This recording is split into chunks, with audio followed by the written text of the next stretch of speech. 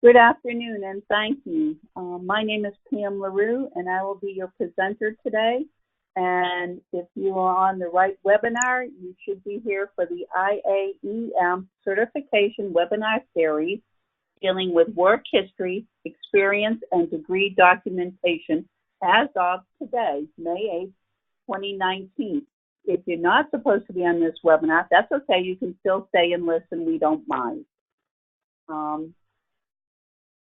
If you have any questions, you can type them and I will get to them at the end of the presentation.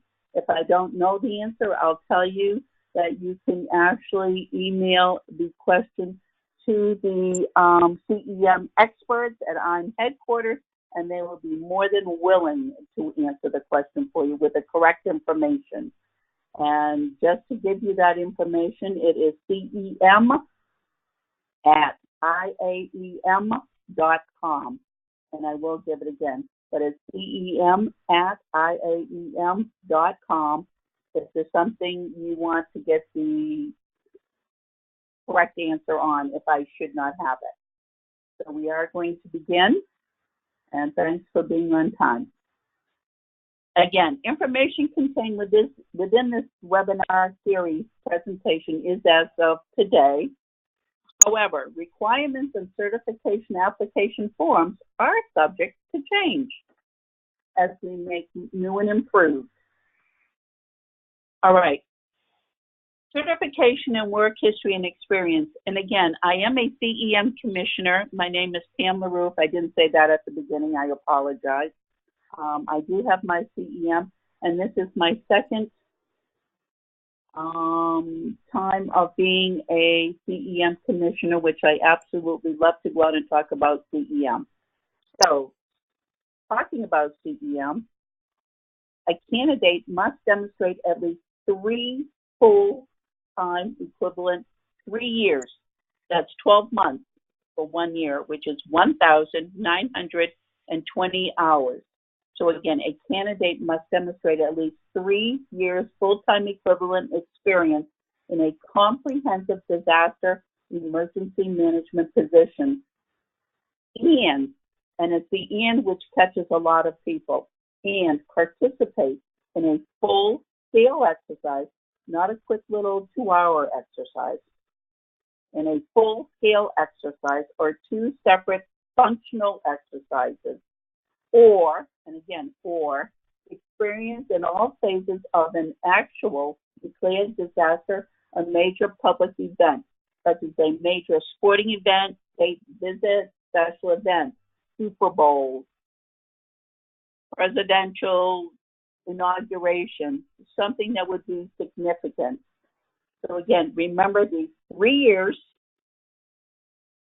and participation in a full-scale exercise or experience in an actual event or disaster. Now again, on the other side of the screen it says tips. Functional and full-scale exercises only. You only need 2 years full-time equivalent required if you have a baccalaureate degree or higher in emergency management. So you get 1 year removed if you have a degree in emergency management. You must submit a job description for all positions with a % of the time spent on emergency management noted. You must submit a signed supervisor's statement on letterhead. An email's great, but that email, you've got to have it a letterhead. So a Word document in an email works just fine. The letterhead is what a lot of people forget, and then they have to resubmit. For the exercise and event documentation, you can include the AAR, the IAP, the Incident Action Plan.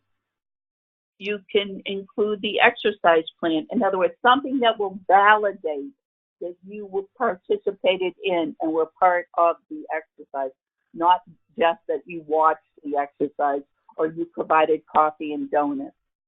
So again, if you can maintain and read this just before you are actually putting it into the system, you should be able to go smoothly through this part. if you can remember the 3 years full-time equivalent. And it's okay to add up the hours because we do. Again, work history.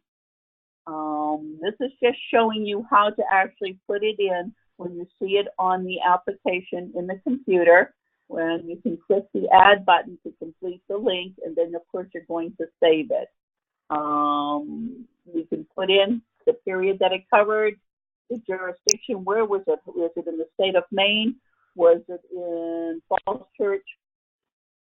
Was it in Austin, Texas? Although today they're probably likely down in Houston, Texas. Your job description, and then a supervisor statement.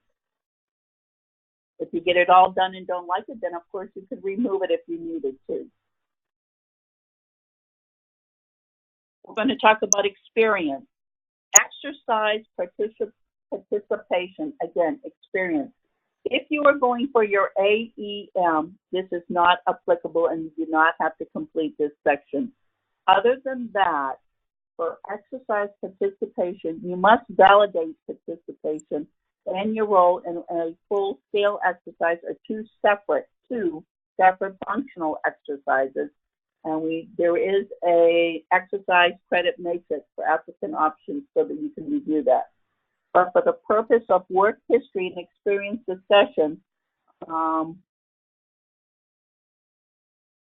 what does not qualify are seminars, workshops, tabletops, and drills. So again, experience discussion and operations-based exercises such as seminars, workshops, tabletops, and drills do not satisfy this requirement. It must be the full scale or two separate functional exercises. What is acceptable documentation? And again, it always is easier to get it right the first time. So what do you want to include? You want to include an exercise plan, the controller, evaluator, the handbook, the after action review, your immediate supervisor's letter verifying your position or role and responsibilities within the exercise, an independent statement from the exercise planning team lead or other appropriate personnel documenting your involvement, or any other suitable supporting documentation that explains the intent and purpose of the exercise and your role within it. And again, exercise experience must relate to direction and control rather than other first responder activities.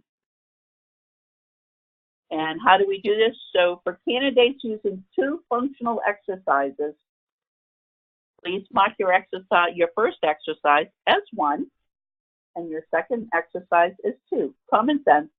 And within each text box, provide the necessary information for each functional exercise by distinguishing your first functional exercise submission from your second functional exercise submission. Make sense so far? So sometimes it's easier to remember that first full scale if you've done one. And most of us do one at least every 4 years. Here we go. Experience.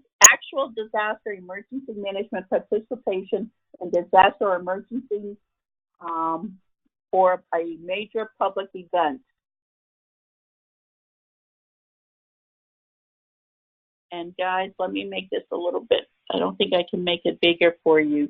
But if you're looking at your screen, you should see where it actually says, where they're going to have you put in the actual disaster participation. And I apologize just for a moment. There's an exercise. I'm at in FEMA, and they're having a fire drill. So just bear with me for a moment as I respond and tell them I'm not in the building. Thank you. So you would fill out you would describe your activities, you would describe your role, and then you would describe your recommendations for future mitigation activities. So in other words, what did you learn from what you did? And you want to make sure you fill out all 3 of the boxes, because if not, you will probably get it returned to you. So it's easier to to update all the documentation by following the instructions at the bottom. And again, it will tell you to choose the file at the bottom. And of course, always save your work. Certification under education, a baccalaureate degree from a regionally accredited institution, U.S., Canada, Europa, Oceania applicant. You can substitute 2 years full-time equivalent per year for college if you're Asia, International, Latin America, or the Caribbean. And as of January 1st, 2017, Canadian candidates must submit any 3 or 4 year bachelor's degree or any post-grad degree in emergency management or a related field. And again, here's some tips for that. Provide documentation for name changes. Your degree was when you were Pam McLeod, okay, but now I'm Pam LaRue. I just want to let somebody know, well, I got married. Well, I got divorced. You know, why is the degree in a different name? It's easier if you explain now instead of us sending you a letter saying, hey, how come the degree's in a different name? A copy of the diploma is sufficient or the official transcript. Baccalaureate courses may not be used toward training hours, and this has been required since January 1st, 2010. And the transcript must list the degree conferred. Again, education, when you're looking at the form, and again, it says it's not applicable for IAEM candidates, so this would only be if you're going for your CEM. And each candidate must have completed a baccalaureate degree from a regionally accredited institution. You must attach the diploma. And again, if the names change, why? And the coursework that you use to complete that degree cannot be used to meet any portion of the 100 hours of the disaster emergency management training or the 100 hours of the general management training. If additional advanced degrees are held, though, associate coursework can be applied to training. So again, if additional advanced degrees are held, the associate coursework can be applied to the training. And then we have a note that if a baccalaureate degree in emergency management also satisfies part of the training requirement, and we will see that in the next section.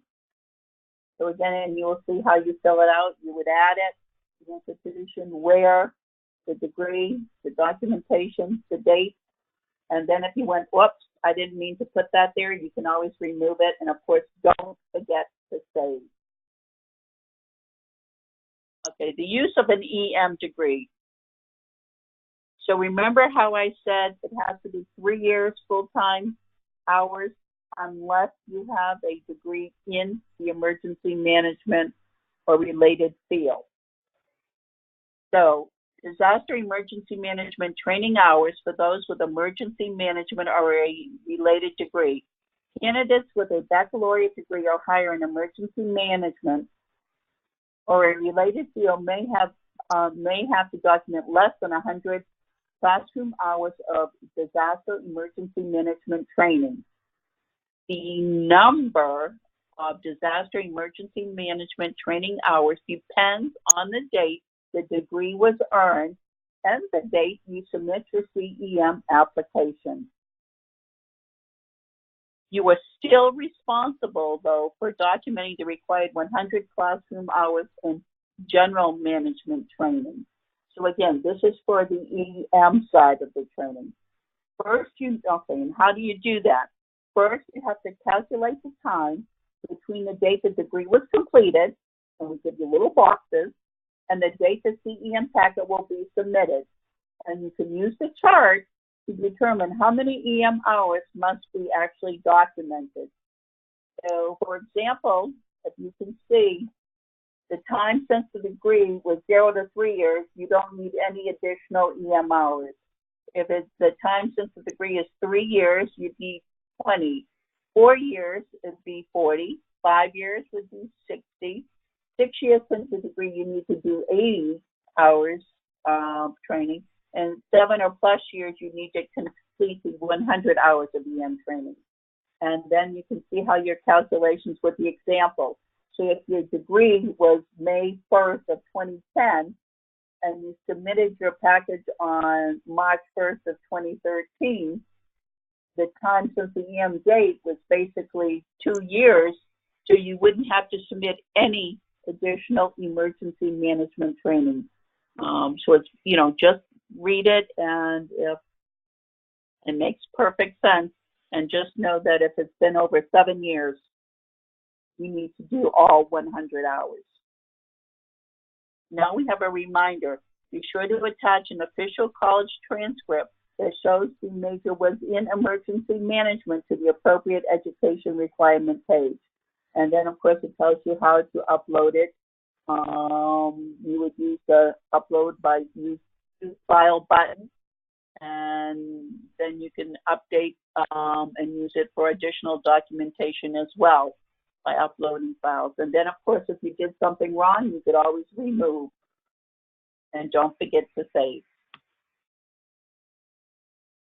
Common application pitfalls. Okay, why do we send things back? Is it because we want to be mean and nasty and cranky today? I didn't take my good pill? No. It's because it's either something is incomplete, it could be sloppy, that I can't read it because you typed everything incorrectly, or the spell check didn't work. It's out of order on the application.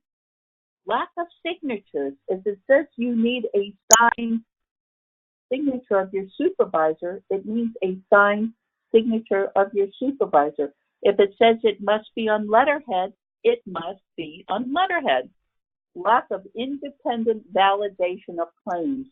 It's great to say you did it, but somebody needs to validate it.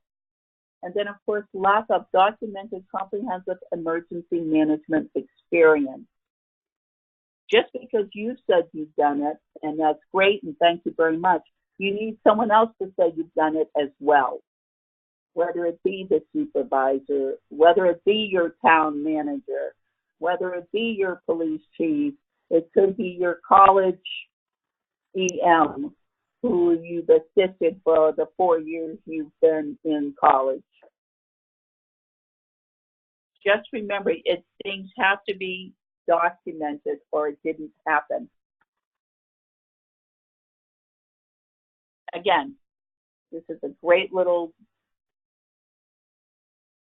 hoorah, I guess. Certification is within your reach. You can get certified in 2019. And by earning your AEM, which is your associate, or your CEM, it's more achievable with the guidance of a qualified mentor. Plus, you are helping them to recertify. And hint, hint, I need to recertify soon. You can search by sector of experience and by location to find a mentor who is right for you. Again, you can also go to the website, find your mentor at www.iaem.org/certification/resource-center/find a mentor. So we do have a featured mentor program. They're not going to tell you how to write everything and give you word for word, but they can guide you, which is what it's about. It's being a mentor to help you go through the process. How to get in touch, you can reach out to current certification commissioners. We are on the website, and for a listing of who we are, you can go to the www.iaem.org certification-commissioner, or candidates can contact a featured mentor at, again, www.iaem.org/certification/resource-center/find a mentor if you already don't have an approved mentor. We are on Facebook, we are on Twitter, and of course we have our website. You can always send an email to the CEM email address, which is actually ceminfo@iaem.com. Of course, they always have a phone that they will answer. Someone will answer or get back to you. And the mailing address for mailing something would be 201 Park Washington Court in Falls Church, Virginia, which is 22046 4527. Okay, and when I get to the last screen, then I will read the questions and try to answer them for you. All right, now I've got some questions, so let me go over the questions for you.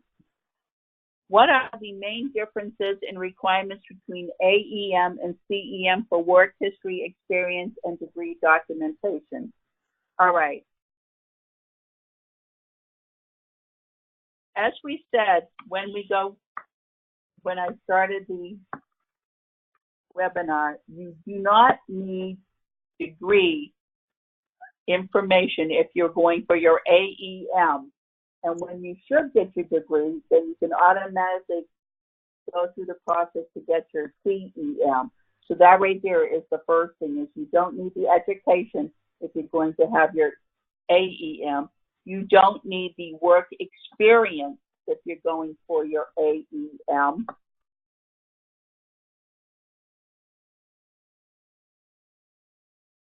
So the work history and experience, again, it's not applicable for AEM candidates. So this is where, remember, you need the 12 months for 1 year for the 1,920 hours. That is not needed if you're going for your Associate Emergency Management certification or the education.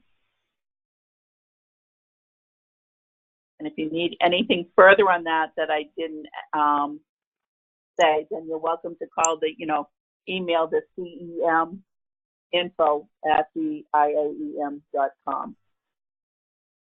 Does WebEOC entries with applicant name proof of valid? WebEOC, the name, but you'd need more than just the name. You would need to know, what did you do in WebEOC? Not everybody can get into WebEOC. So when you are copying and pasting or doing a snap picture or a screenshot, and it says your name, Pam LaRue, Chief of Staff. Well, there has to be more validation than just Pam LaRue, Chief of Staff. So you'd want to have something more as well, as somebody to verify, yes, Pam was a planning section chief for the operational period, and proof is that here she is in WebEOC, and I verify it, and I was the ops chief. I worked in law enforcement for over 25 years. Approximately 4 years, I was part of 2 emergency management teams. Does that count towards the required 3 years experience? What did you do in those 4 years as part of those 2 teams? Was this a team during a disaster that it was 20 hours a week for 50 weeks? Was it part of a team that you met once a week to talk about LEPC? So you would actually have to give further information on what exactly you meant. It could count, yes, but it would have to be more specific on what it exactly entailed.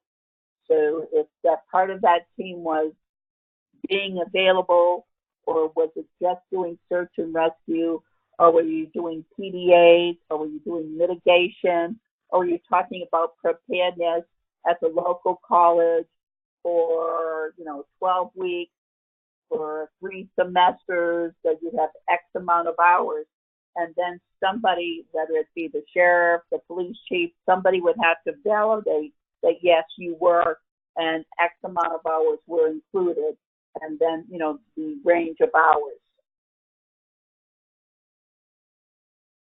If you participated in one exercise and were involved as a comptroller in another, does this count as 2 events? What kind of exercises were they? Were they both full scale? Were they both functional? was one full scale and one functional, it would depend on what you were actually doing. And yes, depending on what you did, it would count.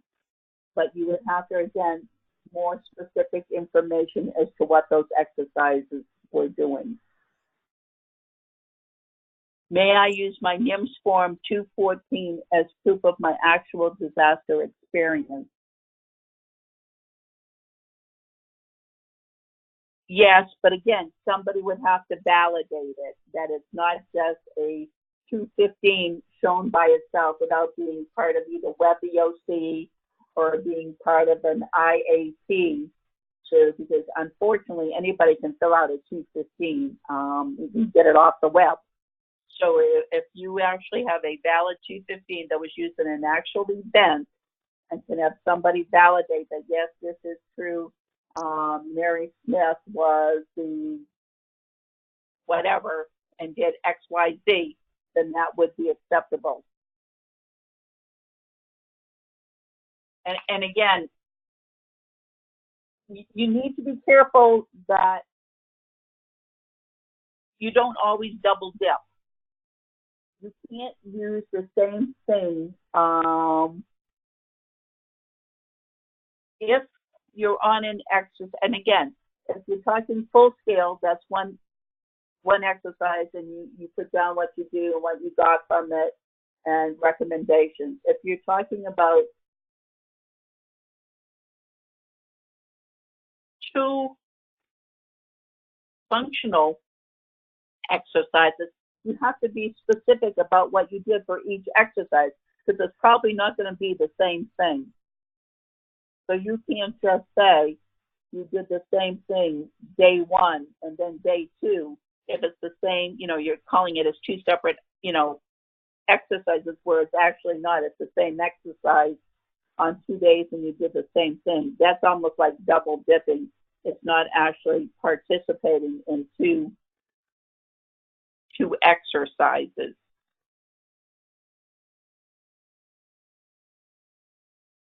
My first degree was an AS in EMS. Would I be able to put that toward training? And again, you have to go back, and are you talking about emergency management training or general training? You cannot use operational technical for your general management training. It would have to be under EMS, and then it'd have to be how many years. Part of the training is, and this really isn't covered in the training part, we're doing more with the work history. Training, you can actually only go back, and I believe it's 10 years. So if you have a training that you took in 2004, it's not going to count. It's too old. If you have a training, this is 2019, that you took in actually 2008, you can't count that. It's too old. And I'll be honest with you, if you took a training that was June 30th of 2009 and you submitted your CEM today, technically it's too old. And I know we don't get that specific, but you'd have to go and actually read, going back to the training that you took, and read the syllabus to see what exactly it's giving you credit for. Is it talking about any of these functions in phases of emergency management and first responders, or is it basically all technical EMS, taking blood pressure, doing the technical aspects of it? So then reading up on what it actually says, and that would actually be a good question to actually send to the CEM info at IAEM.com, because sometimes those rules can get very, if you have the specifics that you can actually say, here's what it says, would this count? It's easier for me to say yes or no. I can't read the top one. Wait just a minute here. I got a new one. I cannot get a clear answer on the degree requirement. I have a Master of Arts in Health. Does this cover my requirement? In addition, I have a certificate in emergency management, which is a 15-credit program, and certificate in emergency management exercise design, which is a 10-credit program. Well, first of all, if you have a degree, a degree, that would count for your degree portion. Now, if you're looking for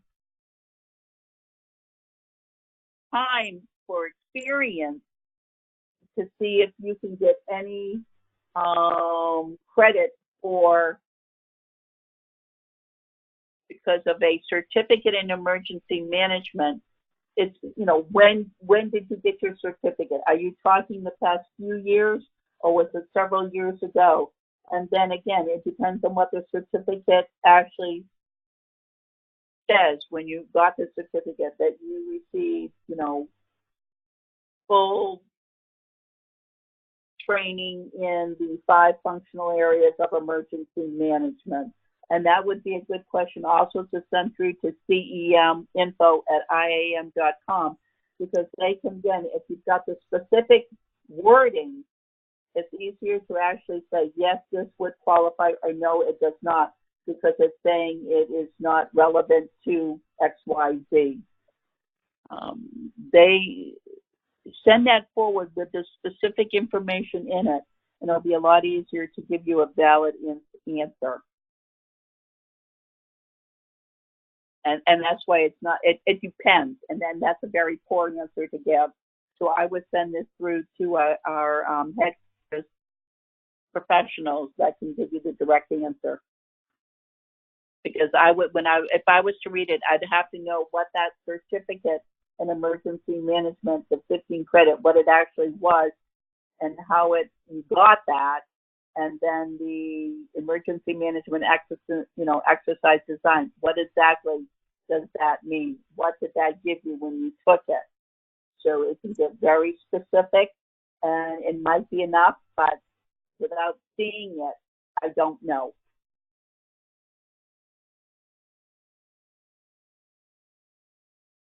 And I'm sorry, that's not a very good answer, but that's the best I can give you without reading it. Are there any other questions? Hopefully I was able to help. But again, going back to cover the work history, if you're going for your AEM, you don't need to provide the work history. If you are going forward with your CEM, and please do so, that 12 hours and then again 19 hours and 1,920 hours, 1,920 hours for 1 year. You think it's not a lot when you start adding up 40 hours a week of doing the emergency management job for 50, weeks a year. It adds up pretty quick. And as a volunteer, again, you can add up your hours and just make sure it gets validated by somebody in authority who says, yes, this person did this daily, weekly, hourly. Yes, they taught whatever you have done, so that it can be validated and you get credit for it. Well, what I want to say is, when you do it, submit, go in and load up your information, wait a day, go back and read what it says it wants you to do, what the instructions say, then review what you've added and make sure you've done what it says. So if it says you need 1,920 hours, that doesn't mean 1,900 hours. It means 1,920. If it says one full-scale exercise and you send us the AAR for a functional, it's not going to work. If it's a real event and it's not within the last, and I believe, again, that is 10 years, the ice storm of 1998 is not going to work anymore. Even Katrina, which is in 2005, will not work anymore. So, again, it's follow the instructions. If you remember nothing else from this today, follow the instructions, upload your information, give it a day, go in and read what you uploaded to make sure you followed the instructions. That's the easiest way to do it. Don't rush. Take your time. once you start the process, and it will be easier to go through it correctly. Um, it's a lot easier to do it correctly the first time than us having to send you a letter saying, hey, I needed a letter from your supervisor. Hey, we need your position description. Whoops, you forgot to send us your degree diploma. Oh, you changed your name for whatever reason. Or you have a nickname. And that sometimes happens as well. So if you can just remember to actually read first and then go in and start doing the application, and actually can make a lot of sense and save you a lot of headaches. Okay, question. Official transcripts are sealed and mailed to work, academia, etc. May we use our copies of transcripts provided to us from the university? If an official transcript has been mailed to you, absolutely, because that's going to it's still got the seal on it, and you can upload that into the website, into your application. Are here credits for teaching ICS? Are here credits for teaching ICS as a lead instructor? I see credits for taking ICS courses, but they have timelines, but I teach them yearly. Do they count? They can count under, they don't count under training unless you took it yourself and needed it again, but you haven't taken it within the past 10 years and you needed that credit. But under your professional contributions, you can use it as an instructor for teaching. Absolutely. So yes, you can, for teaching ICS, you can use it as a professional contribution. To use it as training, no. That would almost be like a double dip. Unless you actually went to a training course where you actually took the test and got another certificate, then that would be valid, yes. Would military evaluation showing EM work for work history? Again, if the colonel, major, captain, whomever, normally what I've seen is people have highlighted their performance evaluation and it actually puts the amount of time they did it. It's hard to say, well, Joe did a great job in our emergency management program during his career. Well, was his career 2 years or 20 years? So again, the military evaluation showing EM for work history, as long as it's verified how many hours you were talking. Was it 5 hours a week? Was it 10 hours a week? Was it 20 hours a week? Or was it 45 hours a week? So if you can actually show the hours, then yes, you can use, if it's military, if it's for EM work for the military, absolutely.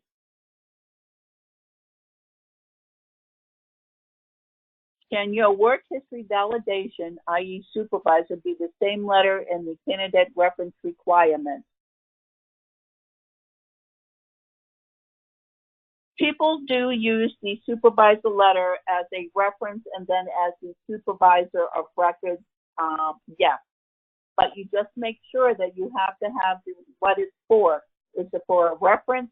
Is it also saying, and in Jim's 5 years of working for me, it has been as a full-time emergency management specialist, then he's validated that you've worked 5 years in that position, so you've met the time requirement.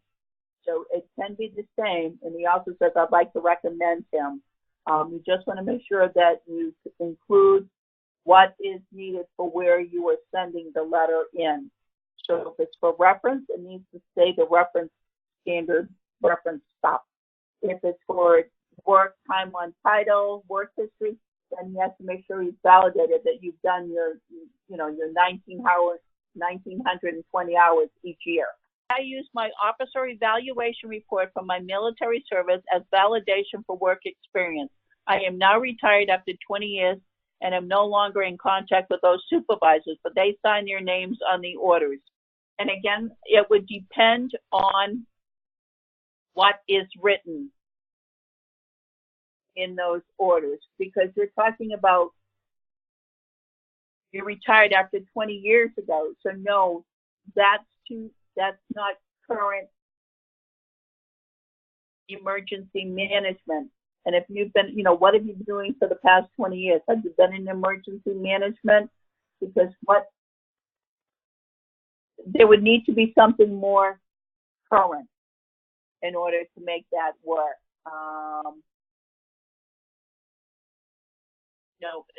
It's just like training from 20 years ago would no longer count. The only thing, to be truthful, that counts after 20 years would be a degree. So you would have to have something newer than 20 years ago for work experience. If you've had something in the meantime that you think should be counted, again, you have the right to ask that question to the CEM professionals at headquarters that could actually review it, but it normally would not work from 20 years ago if there's been nothing more up to date. I had 3 FT employees in which I held EM positions. Do I need a signed letter from each employer to verify EM employees? Did you work more than 3 years for any one of the employers? If you work for more years, then you only need one. If you work for less than 3 years, then I would get one from each employer so that it adds up to that 1,920 hours per year. Whether it just depends on how long you work for each employer in the field. So I would get a signed letter from each one. It will never hurt to show more, but it will hurt to show less because it won't be accepted. Could you please review how an advanced degree, a master's degree, would count towards your CEM? Okay, for a master's degree, you can use it towards your degree portion of your CEM, plus depending on when you took it, the classes could count towards your training. So if you're in the advanced master's part, any of those classes that you took, if it was within the past 10 years, could count towards your training.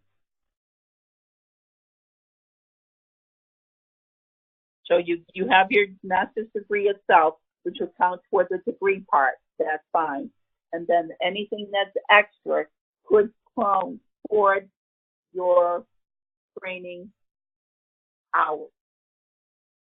Using the FEMA transcripts for training experience in addition to EM degree, many of these courses are in the CEM syllabus. Can we use the applicable hours in the syllabus for versus what is on the training certificate?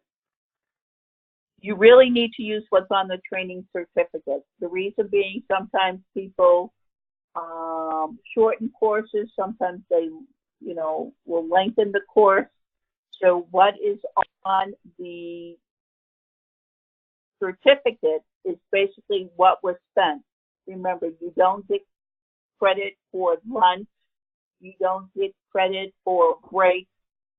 You don't get counted for the socials at night, which sometimes do happen with the syllabus. Sometimes lab work does not get counted. So those hours could add up in a syllabus where they would not actually be part of the certificate. So what is shown on the certificate is what we go by, unless you can prove otherwise. Does being a lead designer, controller, or evaluator count for the exercise or just as a participant? When you get to this part again, you say exercise participation, again, must validate the role in the full scale, and you must explain your position or the role and the responsibilities within the exercise, and then the independent statement from the exercise planning lead or other appropriate personnel that says what you did. So if you're, depending on what your role was, if you did more than just evaluate one thing, if you did, and somebody says you were able to do X, Y, Z, and they can validate it. Again, it's taught, the exercise experience must relate to directioning control rather than the first responder activity. So, if you're having a, live burn, it wouldn't be running, to the red stuff with the wet stuff to put it out. It'd be more about, size up. So, yes, it can count, but again, it has to be well documented what was done and not just a one sentence.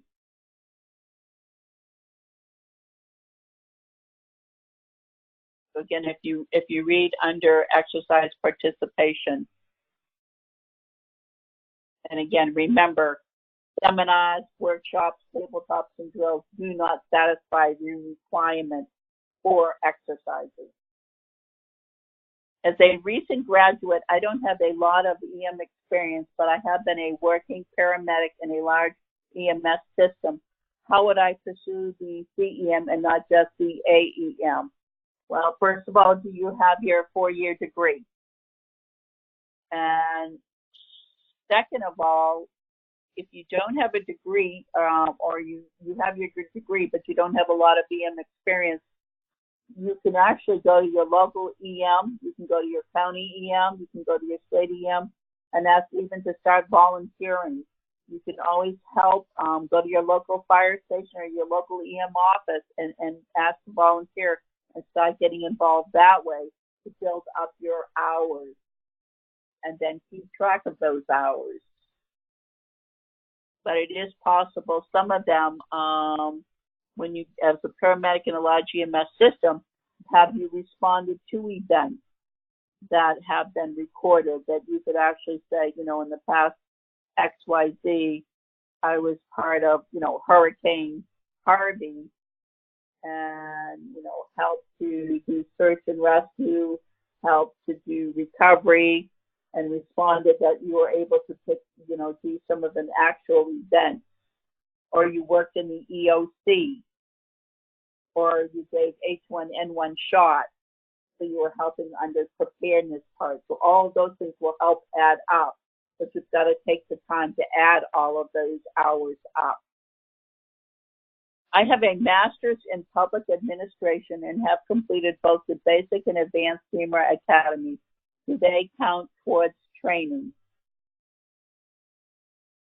Yes, and when you go to the training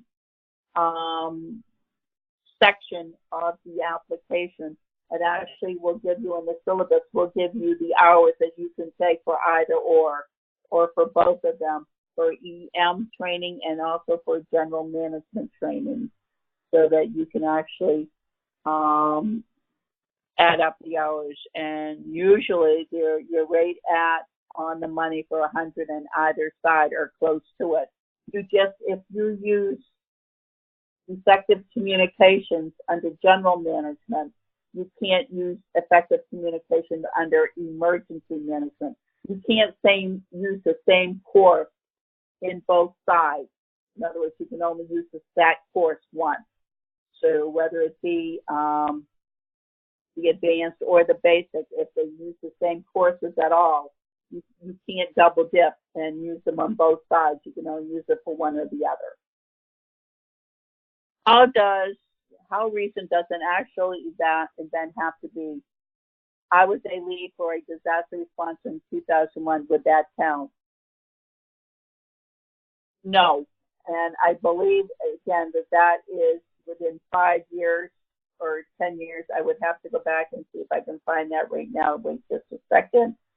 But my gut feeling is no. And again, that's one of those questions you could send into the CEM info at IAEM.com.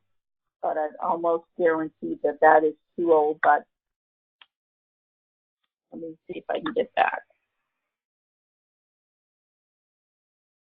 It will be in the application. It will actually give you when it's giving you the instructions, it will tell you. And I'm not going to be able to go back on the computer right now. It's locked up on experience. It won't let me go back or front with. So what I would say is I would send that to the CEM info but my gut is telling me no, that is too old to count. You would have to have something a lot more recent. Okay, thank you. Does participation on an IMAT count toward experience? If yes, would an ICS 225 and reviews and a test book count for acceptable documentation? Okay, on an IMAT what? On an IMAT team? Would it be on an IMAT team when you were in the field actually doing that, you have it down that you're an IMAT team? Just being on an IMAT team itself, no, if you're not deployed, doesn't count. You would actually have to be doing the IMAT, because IMAT stands for Incident Management Assistance Team, which means you're in the field assisting. And if you could use that, if it's been documented that, you know, you were at a disaster for 3 months, 12 hours a day, then yes, you could use that time and have the team lead write it up and say so that you used XYZ for, 852 hours. Absolutely. But you would have, and a 225 reviews and a task, but also documentation from a supervisor or a lead would need to be done. Somebody to actually validate would have to be. And showing that I'm at the end again, so let me try doing one other thing. And I apologize if I didn't get through all the questions. Feel free to send them in to ceminfo@IAEM.com, and they'll be more than happy to actually take your, I'm sure they'll love me for this, but they'll be glad to take your questions and answer them. Again, it's all about trying to give you the right information to begin with, so when you put in for your CEM, you get it done right the first time. So that's what this is all about. And then, the next webinar that we do next month, I believe, goes into more of the training aspect of it. So we continue the process of doing the whole application. So what we didn't cover today, we probably will cover next month. I do want to thank you all for taking the time to participate in this. Sorry we weren't all able to wave to each other, but I do appreciate it. And I hope it's been worth the hour on your time, and I apologize if it hasn't. We try to make it I don't want to say fun, but knowledgeable, so that it will help you actually get your CEM. And I can see you in November in Savannah and say congratulations, glad you got it. So we're about done. We're over and out. Is there anything you need to say, Chelsea, from the mothership? Nope. Thank you, everyone, for all your questions. And like Pam said, please email ceminfo@IAEM.com if you have any questions that weren't addressed. I know there were so many, we couldn't get through them all. And also, we have tons of information on our website. And email any of us on staff at info@IAEM.com as well. If not, have a great day. And thank you all so much for being here. Thank you all. Take care. Over and out.